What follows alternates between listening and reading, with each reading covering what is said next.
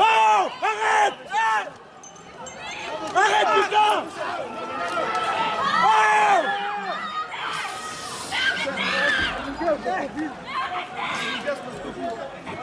Ils nous cassent parce que... Ils veulent pas d'image, ils veulent pas d'image. Regardez bien ce qui se passe.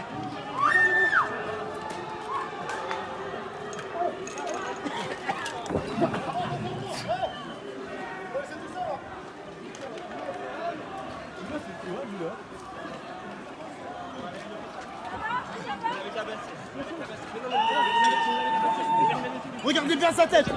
Regardez bien sa tête, il l'a tabassé par terre! Regardez bien, il l'a tabassé par terre!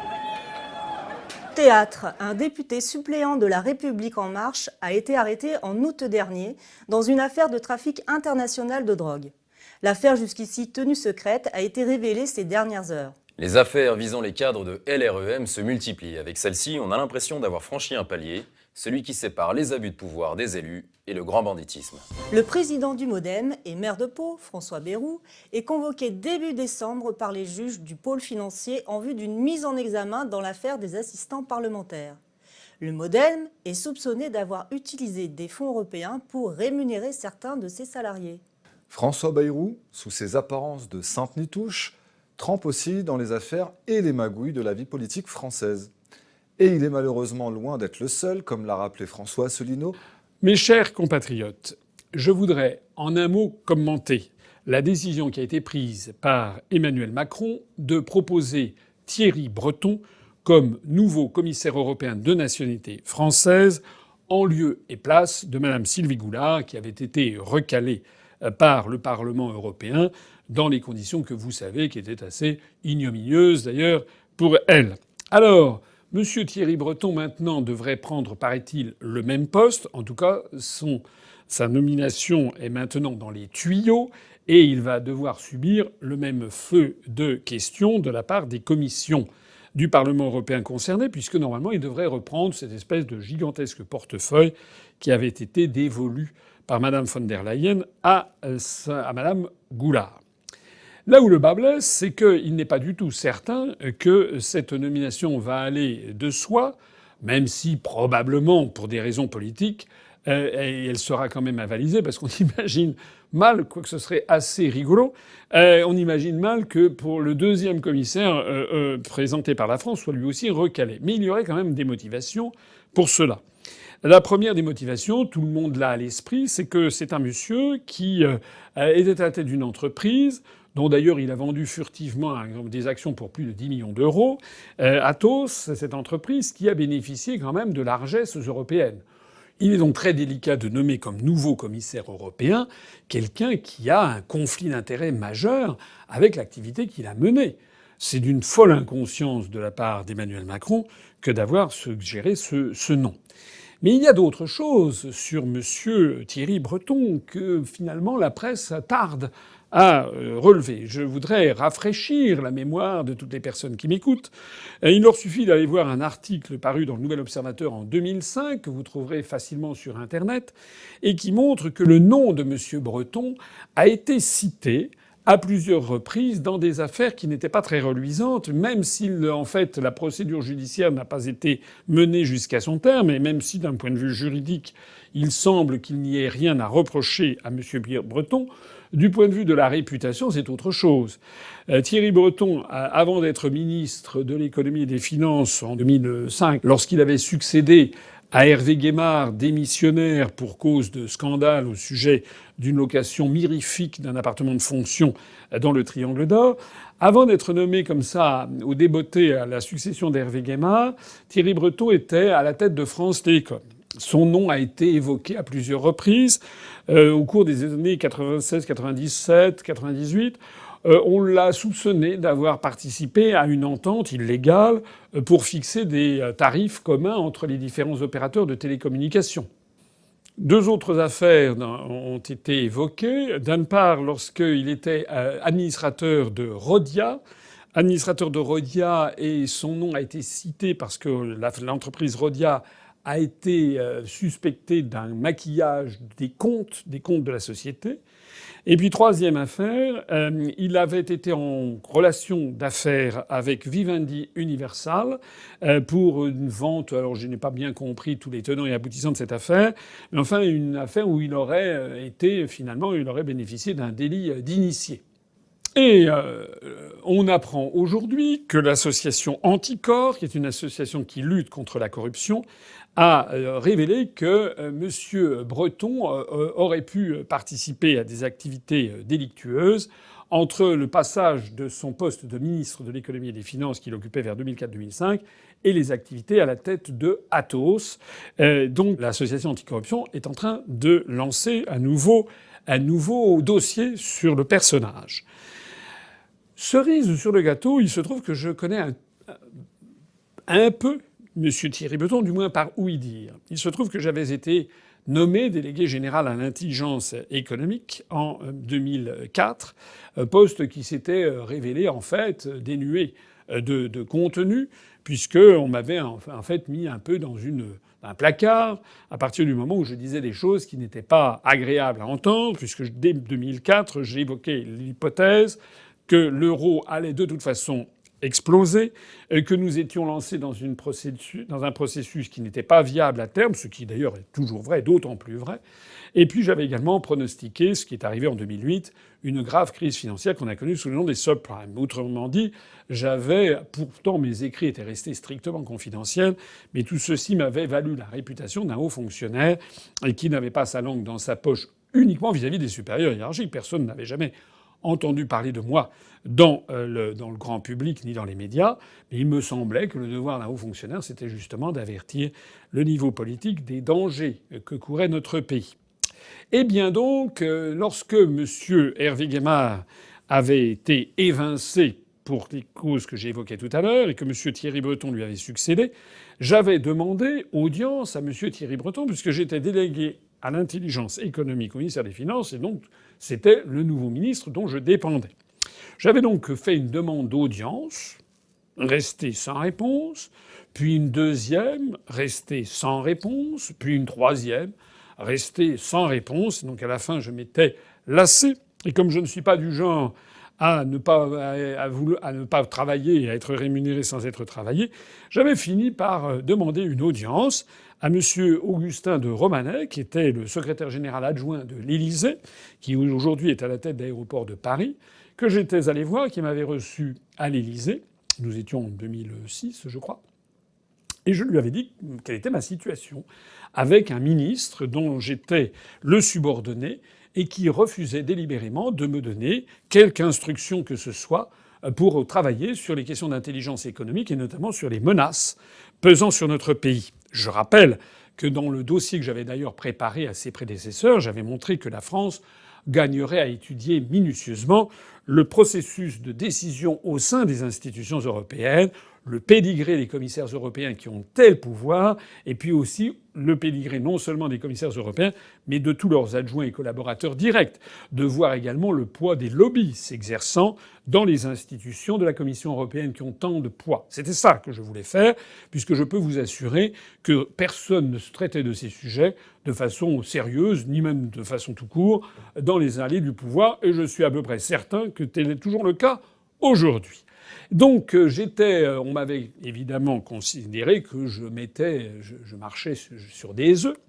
Et donc j'étais allé voir M. de Romanet, le secrétaire général adjoint de l'Élysée, pour lui dire, écoutez, soit on me donne des instructions et je fais mon travail, soit on me dit que ce travail consistant à essayer de repérer les menaces sur la France et la façon dont nos intérêts les plus vitaux, pas seulement ceux de la France, mais des Français, comment nos intérêts les plus vitaux risquent d'être menacés par des activités de lobbying ou de puissances étrangères s'exerçant directement à Bruxelles, eh bien, si on considère que ça n'a pas de sens, eh bien, à ce moment-là, que l'on me dise que ma mission est terminée, et puis je regagnerai l'inspection générale des finances pour refaire des missions d'inspecteur.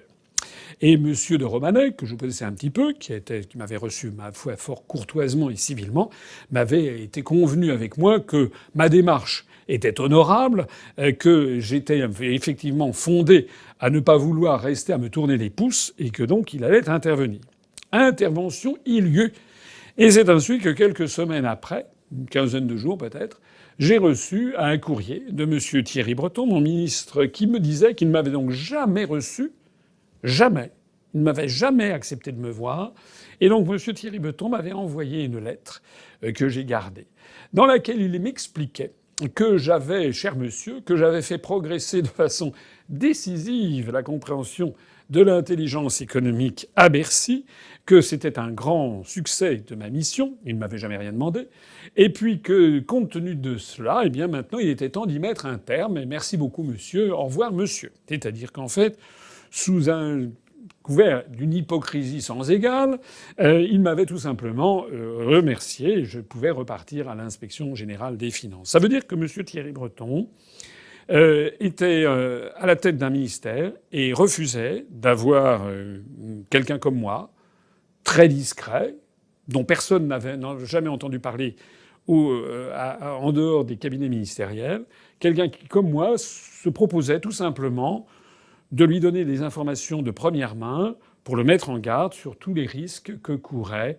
l'économie française, l'industrie française, l'agriculture française, les services français, face aux différentes menées adverses qui peuvent se développer, soit au sein de la Commission européenne, soit au Parlement européen, soit plus largement à l'Organisation mondiale du commerce, soit à l'OCDE. Voilà. M. Breton avait donc jugé que ce travail était inutile. Voilà qui est M. Thierry Breton, que M. Macron a choisi pour représenter les intérêts français à la Commission européenne. Vous avez compris ce qui va se passer ? Décidément, il y a vraiment un grand ménage à faire dans la République et les Français doivent absolument se mobiliser pour comprendre que nous sommes désormais dirigés par une authentique oligarchie qui a mis la main sur le pays, non pas pour le bien de ses habitants, mais pour le bien propre de cette oligarchie elle-même.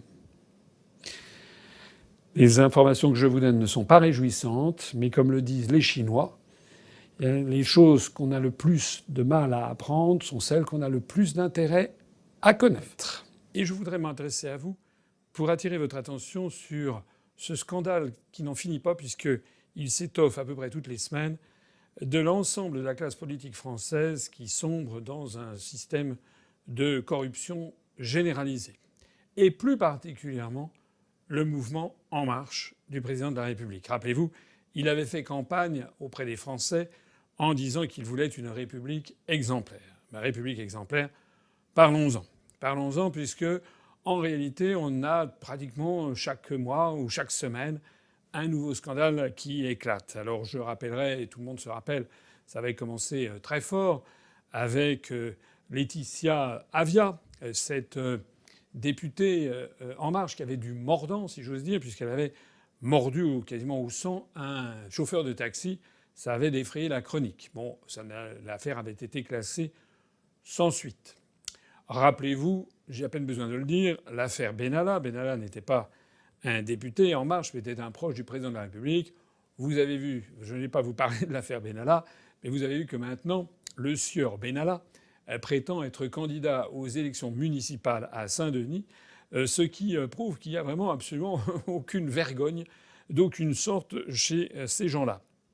Je voudrais également vous parler d'autres personnes un petit peu moins connues. Si quand même Balkany, Patrick Balkany, qui est officiellement Les Républicains, quoique il avait soutenu une candidate de En Marche il n'y a pas si longtemps. Patrick Balkany qui a été condamné maintenant à 2 reprises. Alors maintenant il va y avoir un appel, mais enfin on sait que Patrick Balkany représente un orchestre de casseroles qui tintinabule à lui seul. À part Patrick Balkany, je voudrais vous parler de gens un petit peu moins connus, mais qui donnent un éclat tout particulier au mouvement du président de la République. Je voudrais vous parler de Claire Aupetit. Claire Aupetit, qui est une députée En Marche, qui s'est fait connaître par des propos tonitruants, des propos à l'emporte-pièce. En particulier, elle s'était moquée de pauvres étudiants qui n'arrivaient pas à se loger, auxquels une réforme de l'allocation personnalisée au logement, de l'aide personnalisée au logement, de l'APL, et qui consistait à leur retirer encore 5 euros. Eh bien, Claire Aupetit s'était moquée d'eux en disant écoutez, si à votre âge, quand on vous prend 5 euros, ça ne vous plaît pas, ben allez vous faire cuire un œuf. Eh bien, Claire Aupetit a été condamnée il n'y a pas très longtemps. Elle a été condamnée pour faute de gestion à, je crois, 3 000 euros d'amende et elle ne peut plus exercer de mandat de dirigeant d'entreprise pendant plusieurs années pour faute lourde de gestion.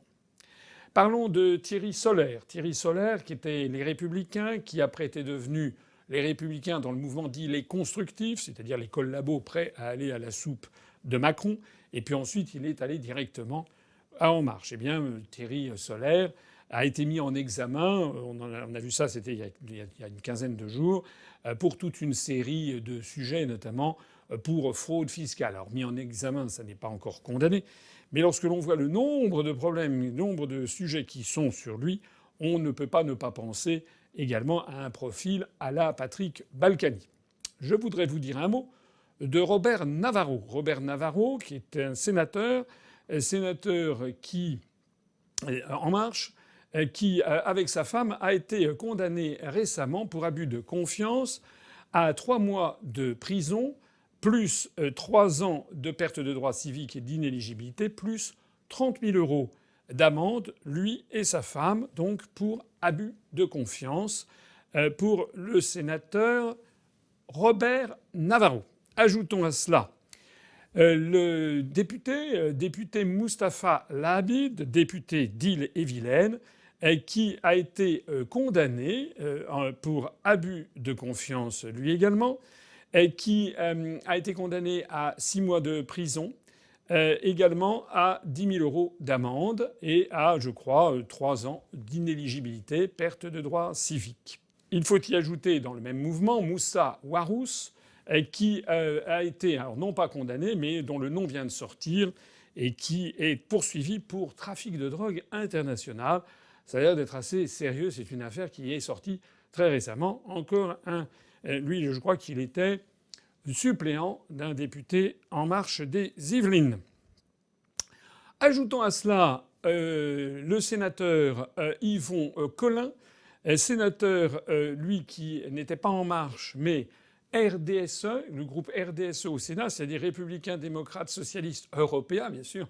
L'européen, ça permet de faire passer bien des choses. Le RDSE, c'est au RDSE que vous avez le Parti socialiste.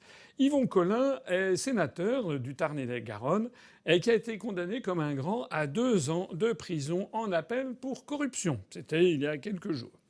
Et puis on apprenait ces jours-ci, il y a 3-4 jours, que Harry Chalus, le président du Conseil régional de Guadeloupe, qui fait partie du mouvement En Marche, ainsi que Marie-Luce Pinchard, qui est la vice-présidente du Conseil régional de Guadeloupe, ancienne ministre Les Républicains, eh bien, avaient été placés en garde à vue pour détournement de fonds publics.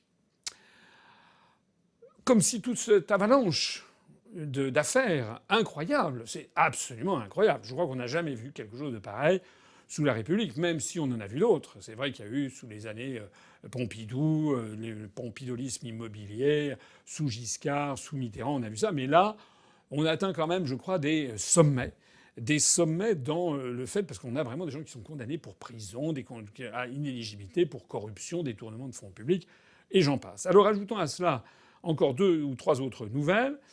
Nouvelle, c'est le fait que, tout à l'heure, je citais Claire Aupetit qui s'était moquée des étudiants parce qu'il y a un pauvre étudiant qui gagne quelques centaines d'euros quand il les gagne avec un petit boulot. Eh bien, lui, on va lui piquer 5 euros pour son aide personnalisée au logement. Mais au même moment, on a appris en même temps, comme dirait l'autre, en même temps, on a appris que les députés ont décidé d'augmenter prodigieusement la prime qu'ils se votent généreusement pour pouvoir se loger à Paris. Et donc, désormais, chaque député de province touche une prime de 1 200 euros pour pouvoir se loger à Paris. Alors les prix parisiens sont effectivement élevés, mais néanmoins, quiconque cherche un studio à Paris dans un quartier correct. On n'a pas besoin d'habiter aux Champs-Élysées ou avenue Foch.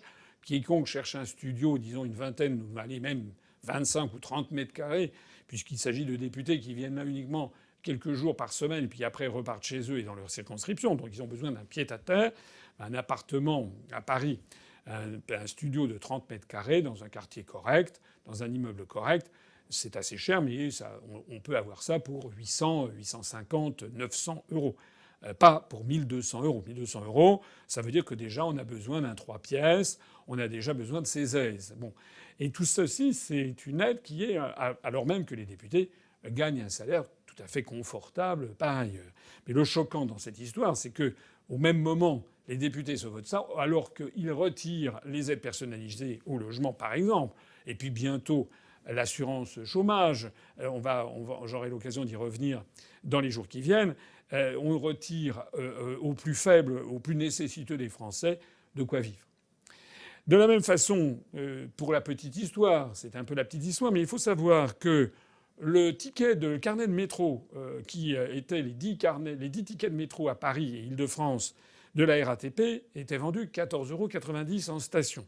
Eh bien, la directrice générale, le PDG de la RATP, qui est Mme Catherine Guillouard, a décidé d'augmenter de 2 € le carnet de tickets RATP, donc qui va passer de 14,90 € à 16,90 €, c'est-à-dire 1,69 € le ticket. C'est d'ailleurs quand même une augmentation de 13,4%. Alors bon, c'est peut-être normal, je ne sais pas, quoique normalement il y a une vocation sociale dans les services publics, et une augmentation brutale de 13,4%, alors qu'on nous assure que l'inflation est de l'ordre de 1 à 2%, c'est quand même beaucoup de voter 13,4%, de décider d'une augmentation de 13,4%. Mais là où on confine aux grandioses, là où on confine aux chefs-d'œuvre, dans le cynisme et le mépris des Français, c'est que cette Catherine Guillouard, donc présidente de la RATP, au même moment qu'elle décide d'augmenter de 13,4% le prix des tickets de métro, a décidé d'augmenter son propre salaire de 12,5%. 12,5% d'augmentation, puis il faut voir le salaire. C'est-à-dire qu'elle gagnait auparavant quelque chose comme 311 000 € par an. Et maintenant, Mme Catherine Guillouard, présidente de la RATP, va gagner 350 000 € de salaire annuel. Si vous divisez par 12, ça fait quasiment 30 000 € par mois. 30 000 € par mois, alors qu'auparavant, elle ne gagnait que 26 ou 27 000 € par mois. Et donc elle a trouvé que c'était un peu juste pour assurer son train de vie.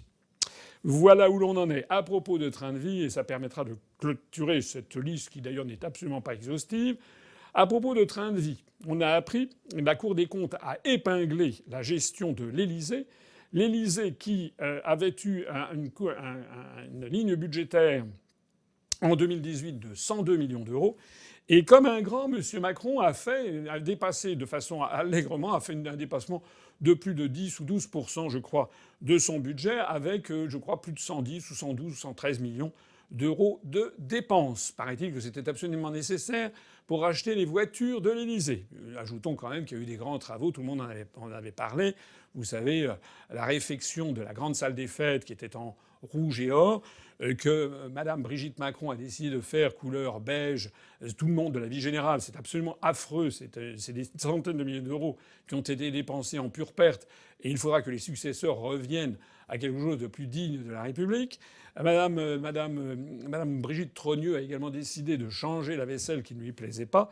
Enfin bref, voilà le dépassement qu'il y a eu à l'Élysée. Mais alors là où le bas blesse de nouveau, c'est qu'on a appris que le budget de l'Élysée allait augmenter également pour 2019 par rapport à 2018 de 600 000 €. Ce qui fait quand même grincer un certain nombre de dents, parce que bien sûr 600 000 €, c'est une goutte d'eau dans le budget général. Mais quand on vit à l'Élysée, qu'on a déjà un train de vie tout à fait considérable, je rappelle que la femme du président de la République, par exemple, a déjà, je sais plus, 6, 7 salariés avec elle. Je rappelle qu'il y a un balai de voitures, etc., etc., et de très nombreux salariés. Un des frais de maison tout à fait considérable. le moins que l'on puisse dire, c'est que lorsque l'on retire aux Français 5 € pour l'APL dans un cas et que, avec la prochaine réforme de l'assurance maladie, de l'assurance chômage, il va y avoir peut-être 1 300 000 personnes qui vont se retrouver jetées dans la misère parce qu'on va leur faire retirer l'essentiel de leur allocation chômage, eh bien, je pense qu'il faut être d'une inconscience absolue pour prendre ce genre de décision. Je voudrais vous dire que tout ceci ne doit plus être toléré par les Français. Il faut arrêter que les Français protestent, et puis disent de toute façon ils sont tous pareils. Non, ils ne sont pas tous pareils. Je voudrais lancer ici un appel aux Français qui m'écoutent à se mobiliser d'ores et déjà pour les élections municipales et pour les villes où nous allons présenter des candidats. On a déjà donné la liste, une liste de 44 villes de plus de 10 000 habitants où nous allons avoir des candidats, aussi bien en Seine-Saint-Denis qu'à Bordeaux, à Nice, à Strasbourg, à Montpellier, à Saint-Omer dans le Pas-de-Calais, dans le Nord, dans la région parisienne, en Seine-et-Marne, dans le Val-de-Marne, enfin, etc. Je vous renvoie à cette liste que nous allons d'ailleurs bientôt étoffer avec de nouvelles villes comme Nantes, par exemple, ou le tampon à l'île de la Réunion, etc. Donc, nous présentons des listes. Or, ces listes, elles ont pour particularité de se présenter. C'est un nouveau mouvement, l'UPR. C'est la première fois que nous nous présentons aux élections municipales. Et je pense que c'est l'occasion pour toutes celles et tous ceux qui m'écoutent de se mobiliser pour aller, d'abord, ceux qui vivent dans ces villes, pour éventuellement faire acte de candidature pour faire partie de ces listes, puisque ça n'est pas si facile que ça de trouver des candidats pour faire 45 ou 50 listes, surtout que 45 ou 50 noms sur une liste, surtout lorsqu'il faut qu'il y ait la parité avec des femmes. Donc il y a certaines de nos listes qui sont très très bien avancées déjà. On a plus de 75 ou 80% des candidats. Il y en a d'autres, c'est un petit peu plus compliqué. Donc déjà, renseignez-vous et reprenez la liste de nos villes. Vous la trouvez sur notre site. Et puis si vous êtes à l'UPR ou sympathisant de l'UPR, manifestez votre souhait d'être candidat sur ces listes. Et puis on examinera bien sûr votre dossier. Mais ce que nous allons faire avec ces listes, c'est un grand coup de balai par rapport à toute cette sphère politique qui est empuantie par les scandales. Nous avons bon espoir, notamment dans une région parisienne, où il y a énormément de nos compatriotes qui ne veulent plus voter parce qu'ils votent à droite, à gauche, à l'extrême droite, à l'extrême gauche. Au bout du compte, non seulement c'est toujours la même politique, mais surtout, il n'y a que des rumeurs sur la prévarication, la corruption. Il faut donner de l'argent pour avoir un HLM, il faut donner de l'argent pour avoir un CDD dans une association subventionnée par la mairie, etc., etc. Je ne donnerai pas de nom. Allez vous renseigner. En tout cas, je suis déjà allé en Seine-Saint-Denis, je suis déjà allé en Seine-et-Marne, je suis déjà allé dans le Val-de-Marne, dans le Val d'Oise, dans l'Essonne, dans les Yvelines. Je peux vous dire que un peu partout, c'est ce qui nous remonte du terrain. Eh bien voilà. Eh bien moi je vous dis, mobilisez-vous.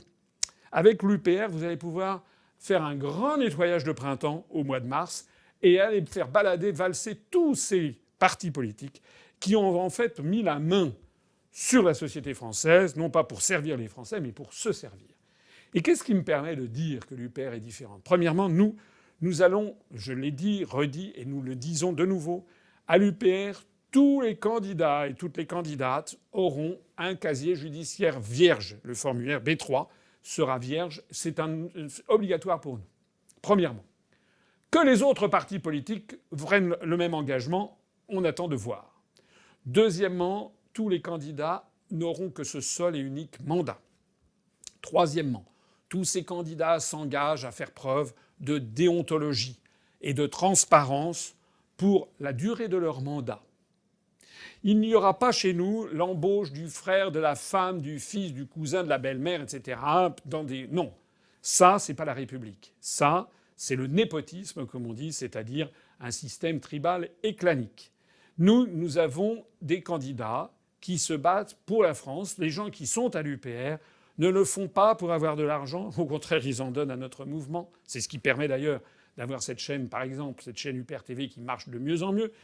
Et si les gens sont à l'UPR, ce sont pour des bonnes raisons. Ils en ont assez de cette pourriture, de cette gangrène qui a envahi la société française et cette fameuse République exemplaire de M. Macron qui tourne en fait à une espèce de marigot épouvantable qu'il va falloir assainir.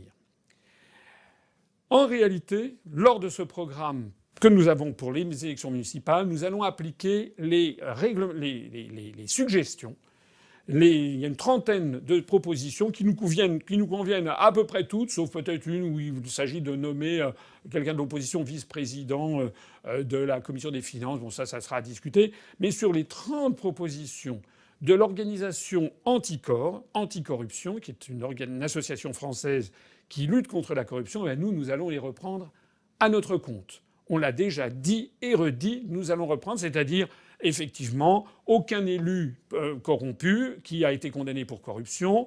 Tout élu qui serait condamné devrait démissionner immédiatement et prendre l'engagement. Nous avons également des mandats qui ne seront pas plus de 2 ans maximum dans les villes de plus de 10 000 habitants. Nous prenons l'engagement d'une transparence complète. Nous prenons l'engagement d'une éthique générale dans la conduite des opérations. Voilà. Nous allons appliquer toutes les recommandations d'Anticor. Que les autres partis politiques en fassent autant. Vous connaissez l'UPR. L'UPR dit ce qu'elle va faire et fait ce qu'elle a dit.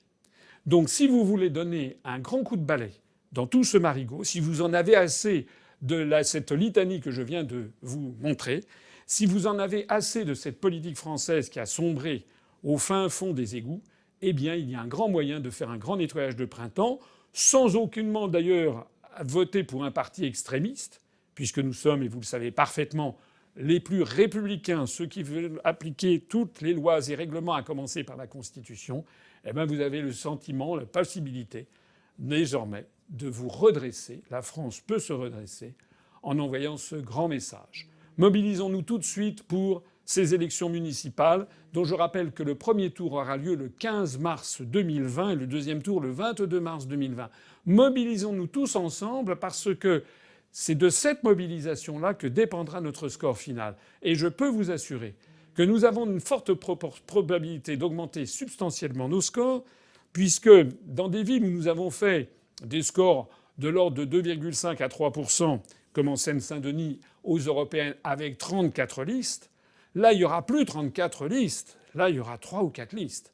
Eh bien, nous serons la liste de ceux qui veulent rétablir les valeurs de la République, qui veulent rétablir l'honnêteté, la sincérité et le professionnalisme de leurs élus. Vive la République et vive la France.